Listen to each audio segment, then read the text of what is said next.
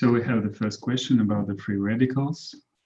And the thing is, they have unshared electron, and they can bind to anything to complete this pair. And whenever they find this electron, they attack this molecule and take over this electron. So if we take, so let's say you have some kind of molecule, and in the outer shell of this molecule, you have one unpaired electron, which is highly active. So this molecule is very active, and it can bind to anything. So since we have this vacant place, it's not vacant place actually, it's a place that needs to be filled. And this molecule, it's floating inside the stuff, so very close to other molecules. And let's say we have another molecule here, and let's say it's DNA. And DNA, as I said in the previous lecture, is a very stable structure. It doesn't have excess of electrons, etc. But since it's huge, there are many places this molecule can find the electron. So it attacks the DNA.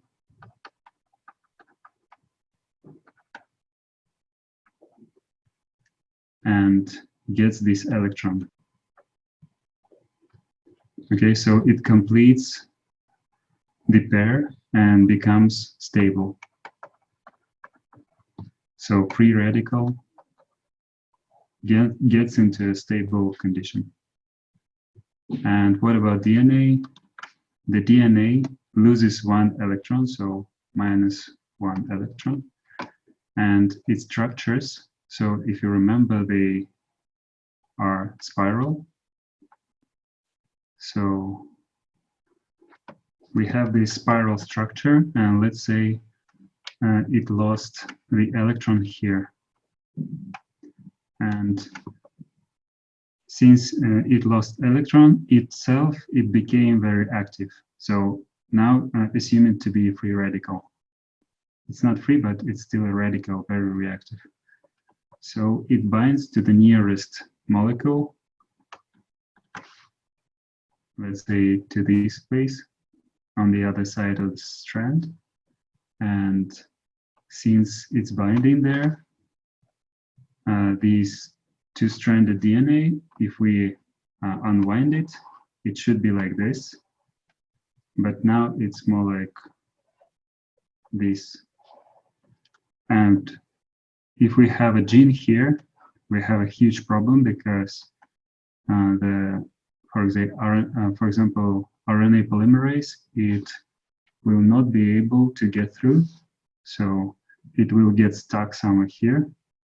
And the transcription and translation of this gene will stop. So this becomes the place for DNA damage. And a lot of other proteins are involved in repairing this region, this gene. And if cell fails to repair it, it will start so-called apoptosis process, which means self-destruction process, and cell dies. So the cell with unrepaired DNA kills itself. Is it clear?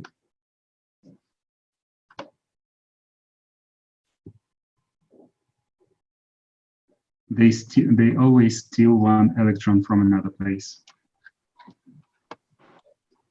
Does only one cell die, or starting from that place till the end, DNA dies? Again, please. Does only one cell die, or a big part of DNA dies? So, okay, so just a second. So because this cell, okay, so let's say we have a cell, and the nucleus inside it. So inside this nucleus, it contains DNA. So all these molecules, they go to nuclei, okay? And if this free radical could get into this, let's say free radical is inside this nucleus, and it starts doing its stuff like here, as shown here, okay? And let's say this cell could not repair this DNA. So this DNA inside this nucleus. And this particular cell could not repair it. If it senses unrepaired DNA structures, it sends the signal to kill itself. So this cell dies. Thank you. You're welcome.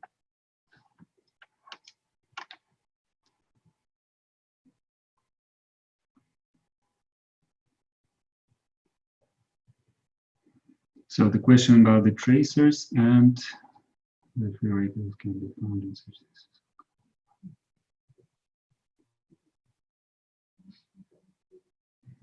So there are a lot of antioxidants inside other organisms because they produce it on a daily basis. So we have vegetables, we have, sometimes they say that in wine, for example, or in cheese, they have these natural antioxidants. Also, we produce our antioxidants too, because we usually kind of come across these free radicals. It's not something that happens very rarely. No, it's actually a usual condition for a healthy organism. So even now you're sitting here, your organism works on its basic level, but it produces a lot of these free radicals. And it is needed for some of the reactions, but sometimes these reactions, they fail to finish, and these free radicals, they become kind of free floating inside the cell. So our own organism can handle some of them, but whenever, for example, if we have chemical poisoning or we are being irradiated by some high energies, these free radicals, they are becoming very, very huge numbers. And because of that, we will need to, for example, drink milk, eat vegetables, eat cheese, etc. So this is the product of our cells and the other organisms, because everyone needs the protection against the free radicals.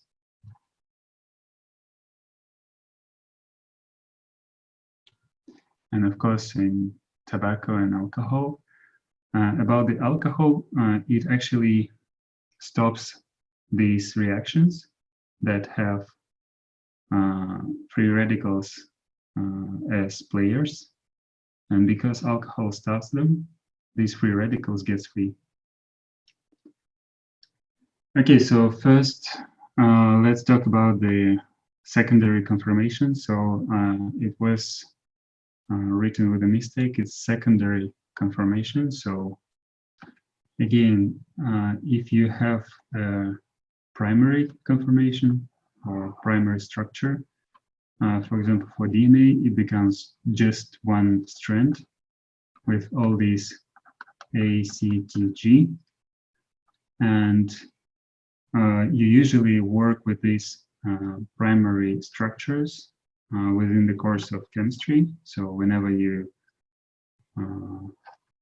see something like this,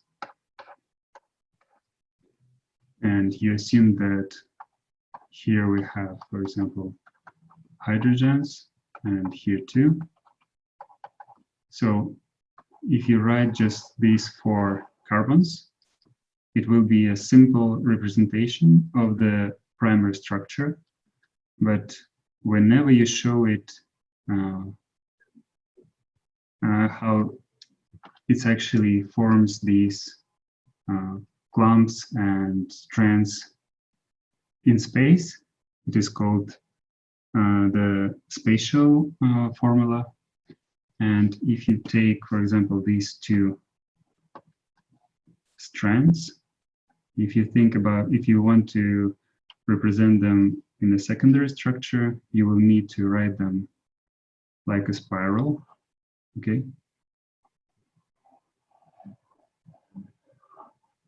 And this will be its secondary structure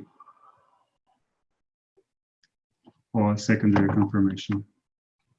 And it is also about the change of shape and active site of the enzymes. That's why they actually sometimes need some activators to release the active center and open the enzyme so it starts doing its job. And radioactive decay. What is this 14? So if you take carbon and it's written 14 here, it means its atomic mass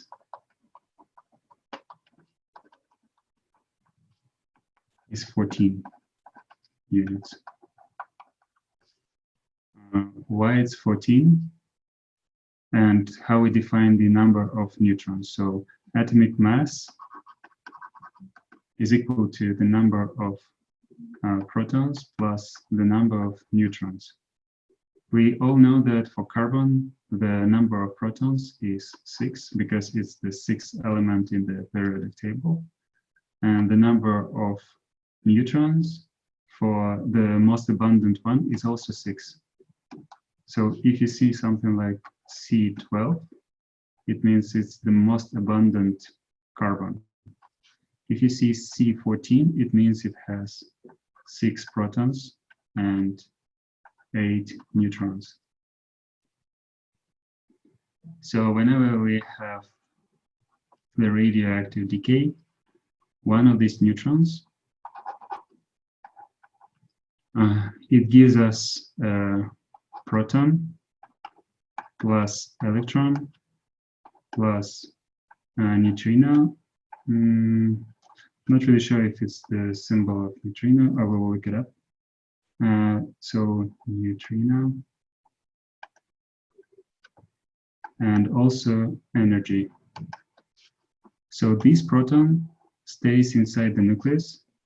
So this nucleus, because of the change of the proton number, this nucleus becomes another element. So from 6 it becomes 7. And you know that the 7th element in the periodic table is nitrogen. And since the number became 7 protons, and this neutron decayed, the number of neutrons will be 7 too. So this is 14 and 14 nitrogen. So about the toxic elements, the thing about them, during the evolution, we evolved, we kind of made a lot of enzymes that make chains. Again, I will need to show it on the screen. Okay, so let's say the first cells on the Earth, they were using enzymes A, B, and C, so that the product of the first enzyme would be would produce the needed substances for enzyme B to produce its product. Okay, so it is the chain of enzymes. So in the first reaction, we have substrate 1 plus substrate 2, and this reaction is controlled by this enzyme, so it produces the product. And for the second enzyme, this product becomes the substrate 1 plus substrate, no, we have S1, S2, so S3 and S4. And this enzyme controls this reaction. So its product becomes S5 for the third one. So plus S6 plus S7, and now we have the final product. So all of these enzymes, they might have some activators or deactivators. So let's say the copper. The copper works as the activator of this enzyme, which means you have some kind of structure, and this place particularly needs copper to change the conformation of the enzyme. Okay, so we have copper here coming to this place, and this enzyme changes its structure. So it, let's say it becomes like this, and we have copper here. And this means that with the change of the conformation, it can accept this, which one? A, okay. So it can take S1 and S2 here, make them closer to each other, and control the reaction of the production of E. So this copper works as an activator, but the problem is this activation center can also take, let's say, plumbum, the lead, and whenever it takes this lead, so again, if this lead comes first, then the conformation didn't change, and this reaction actually didn't happen. So that's why this lead became kind of stopper of this reaction. Of this, sorry, of this whole chain of reactions. And let's say this chain controls the breathing of the organism. So that's why this plumbum kind of becomes the poison, because the organism cannot take oxygen because of only one small molecule. That's why its small concentrations can mess up a whole organism. And now let's talk about the tracers. So the tracers are actually some of these activators. Again, we have some kind of structure that needs this tracer. And let's call this one for this time, which are iron. So this iron needs to come here and activate this molecule. So this molecule changes its conformation only with the attached tracer. So the question about the PET scan. Okay, so the PET scan actually has this, the analog of glucose, is fluorodeoxyglucose. So in this case, we know that this distinct molecule can be kind of signaling to the detector. So we have a detector, and this detector can sense only this molecule. So whichever place this molecule goes to, this detector will see it distinctly. So for example, if it can see the usual glucose as some blank stuff, if it senses this one, it will show a huge focus on the image. The thing about this PET scan, it is very sensitive only to this glucose, for example. And if you take the cancer, it is called the glucose trap because it consumes too much glucose. Most of the times, cancers, they lose ability to take aerobic breathing, so they cannot produce a lot of energy from one glucose. That's why they shift to anaerobic decay of the glucose, the anaerobic energy production. And it is about 38 times worse in the benefits for the cell, which means it needs to take 38 times more glucose. That's why they accumulate all glucose that they find. And this fluorodeoxyglucose is also trapped by the cancers. And because it is easily visible for PET scan, we can see this foci very well on the early stages of the cancer. How does cancer cells find the glucose? Like, why does glucose accumulate there? Because they produce a lot of receptors for glucose, and whenever glucose is somewhere near, it kind of catches this glucose and uptakes it. And also it gives the command to the whole organism to send glucose there. So it's usually controlled by, well, let's say we have a new owner of organism, the cancer cell, that actually dictates or enslaves other cells, and these kind of slave cells start working on this cancer. So that's how it happens. So the question about the weakest hydrogen bonds, the problem with these hydrogen bonds, even if they are weaker, they are very, very huge in numbers. So as you could see in the water slide, just think of 1 mole of water. 1 mole of water is 6 times 10 to the power of 23. And this is the huge number. And just imagine that all these water molecules, they produce these hydrogen bonds.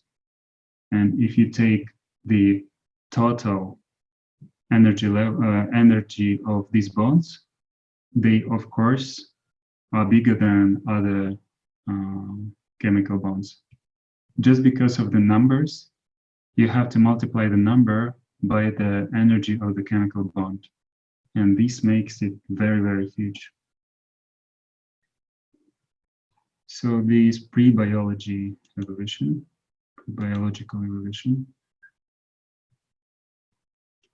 So whenever we have these, okay, again.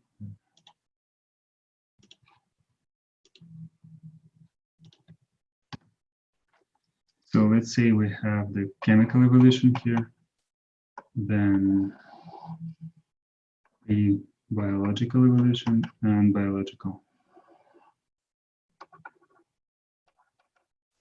So during the chemical evolution, let's say we had only floating elements inside this primary ocean. So everything that that was very simple, CO2, H2O, phosphorus, nitrogen, everything else like sulfur, ferrum, cuprum. So this everything was floating inside this primary ocean. And because of the excess of ultraviolet, some gamma and maybe beta, these molecules were having very high energies, which means they kind of very, very active. So as these, if you remember these free radicals. And what happens next? So the next happens the interaction between these molecules. Let's say these molecules start interacting with each other, And you have to understand that these molecules were very huge in numbers. And since they are very huge in numbers, they form all possible connections, all possible interactions. And this leads to the formation of first, for example, complex organic molecules, CH4 or C6H2O6, etc., etc. So they kind of prepare the whole primary ocean towards the next step of pre-biological evolution. And with the increase of complexity, so whenever we have the complexity increased, it means that we might obtain some new functions of the molecules that were produced with a high complexity. So let's say the sugars started combining with each other, forming, for example, starch or glycogen. And these molecules are very huge, and they have their own conformation, as well as, for example, DNA and proteins. Sorry. So these huge molecules that were prepared from the previous set of reactions, they themselves obtain these catalytic functions and start producing even more complex molecules. They start combining, etc. So whenever we have first proteins and first nucleic acids, we can speak of the formation of these pre-organelles. Let's call them like this. So just a second.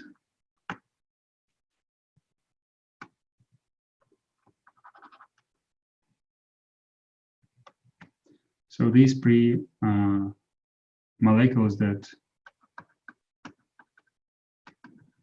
proteins and nucleic acids, these first molecules, they could form even higher dimensions of the complexity. And this led to the formation of first, let's call them pre-organelle. And these pre-organelles, they started forming new complexes with each other. That's why we have, for example, a ribosome that consists of two distinct parts or units. We have, for example, biomembranes. Biomembranes are very strong in isolating the stuff. So whenever we have a cell, we are usually talking about the biomembrane here. And if we talk about the eukaryotes, we also know that nucleus is also surrounded by the biomembrane. So all these organelles, like ribosomes, the cell wall, the nuclei, they were possible only because of the formation of these very, very complex complexes of the proteins, nucleic acids, and fats, etc. So in the end of this pre-biological evolution period, we have the formation of the first cell. So first cell. And after that, the biological evolution started. Okay, so how radioisotopes occur? I cannot tell you the exact source of the radioisotopes. A lot of stuff happens inside the star. So let's say the core of star starts producing heavy elements. And by heavy, I mean something heavier than helium. And sometimes, since it's inside the star, it can produce a lot of neutrons per proton and make them, let's say, the C14, etc. Or it can be because of the nuclear fission. For example, one uranium, it decays and produces the elements with different numbers of neutrons per protons. And that's why we find these radioisotopes. And what is the reason for changing of neutrons number inside nucleus? Well, you will need to read about the nuclear physics. It's a very interesting topic. The changes of particles, I mean, how they are related to each other, how they decay, etc., etc. So it's out of the scope of our lecture, but I would recommend that you go and read about neutrons, protons, electrons, at least on Wikipedia. On Wiki, we have a lot of people who can, who devote their own free time to explain very complex ideas with very simple words. So I guess you will need to go there. Okay, so the question about the ozone, yes, it is very unstable molecule, and it happens because, I mean, we have this ozone layer very far from the Earth's surface, and we have it just because the Earth is always bombarded with the ultraviolet light. And because of that, so this ozone molecule looks like this. So 3 atoms of oxygen. So they are in a very unstable condition. So to make this stable, we need to always give it energy from the outside. So we need the outer source of energy for this molecule to just to be produced. And also this, just because this is unstable, the cloud of electrons is shared between all of these oxygens. They all are equally electronegative. So every single atom here kind of tries to pull this cloud of electron on it. That's why we have jumping double bond here. And it jumps from here to here, which means most of the time, we can say that most of the time electrons are kind of located here. They are always everywhere. And that's why we say that these bonds look like this and they are jumping. And whenever we stop this supply with energy, so whenever we stop this supply of energy, this molecule tries to decay, and it usually becomes O2 plus 1 atom, 1 free radical of oxygen. That's why we say that this is the poison, because this oxygen starts attacking everything it sees. So if we don't have this outer source of energy, again, it decays. So happens something like this. So that, just a second, I forgot the question.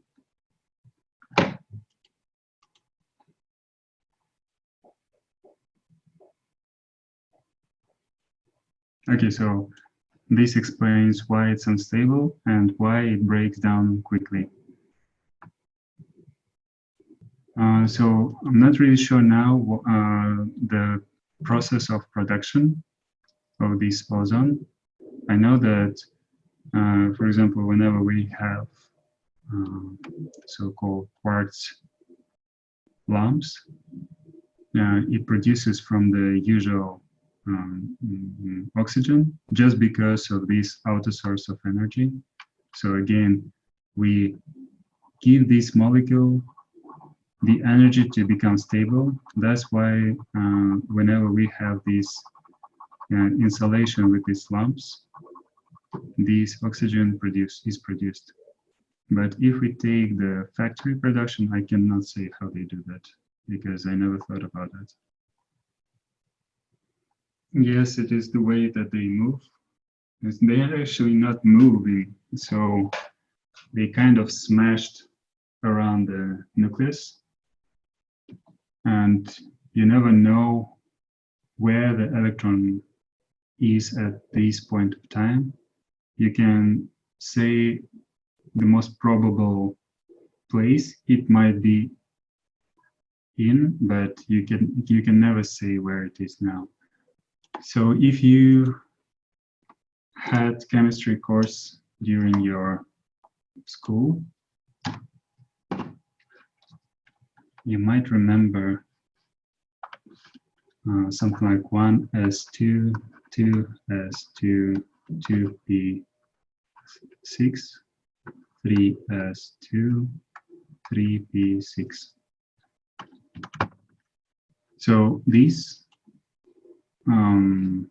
orbitals, so for example, s orbitals, as far as I remember, I'm not really sure, so we have nuclei, and they are spherical. All these S2, S1, S2, S, 3S, they are spherical and they are closer to the nuclei.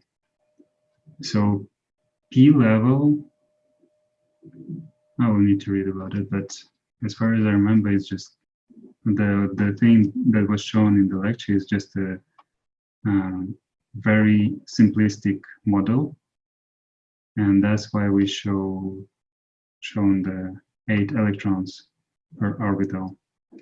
And most of the elements that we work with, they are within this range of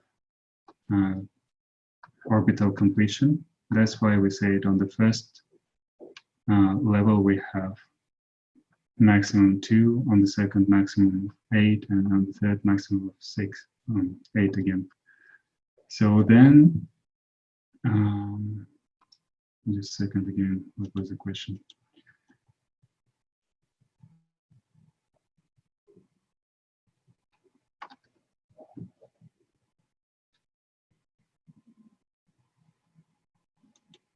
So each of these levels, they are shells. So